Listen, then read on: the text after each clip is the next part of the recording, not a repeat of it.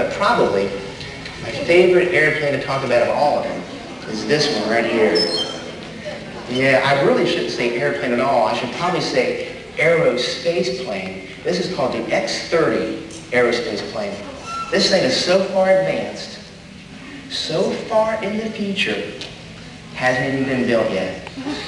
But in the next 15 to 20 years, when we build this airplane, it might be somebody in this room that helps bring this to bear. If you like math, if you like science, you might like being a pilot of an airplane. You might like making paper airplanes or drawing designs. You won't like be the people that bring this into reality. But in theory, in concept, when this plane's going to be built, it's going to be built for one thing and one thing alone. Speed. This is going to be the world's fastest aerospace plane. I'm talking 3 times faster than the fastest airplane we have today. I'm talking Mach 25, 25 times the speed of sound. You're going, cool, sounds fast, but I have no idea how fast that is. Well, to give you some idea, if you could catch a ride on this airplane, let's say during lunch, we could catch a ride on this aerospace plane. And we're on the East Coast, and we're very close to that. Let's say Ocean City, Maryland or something. We could go across the entire country from the East Coast to the West Coast in 8.5 minutes. Pretty fast airplane. If you think about that, that's so fast.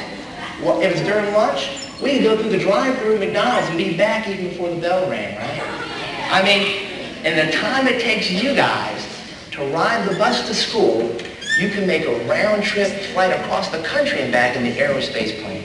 Now, do you think NASA is going to spend millions of dollars to build an airplane to go to McDonald's in California? No, of course not. This airplane is not meant to fly across the country at all. It's going to be used to go directly into space. It won't need a launch pad. It won't need rocket engines. It can take off from a regular runway and go directly into orbit. Where do we want to go in orbit? Well, in the next 8 to 10 years, the International Space Station, this right here, is going to be built. That's why we're currently docking with the Mir, the Russian space station now.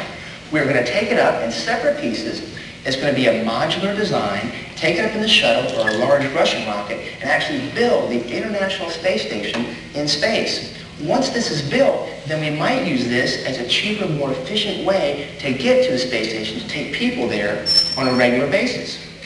Now, about the space station.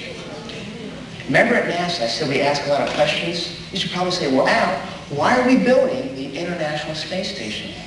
Well, up in space, you guys know things appear weightless. Gravity's still there, but everything looks like it floats.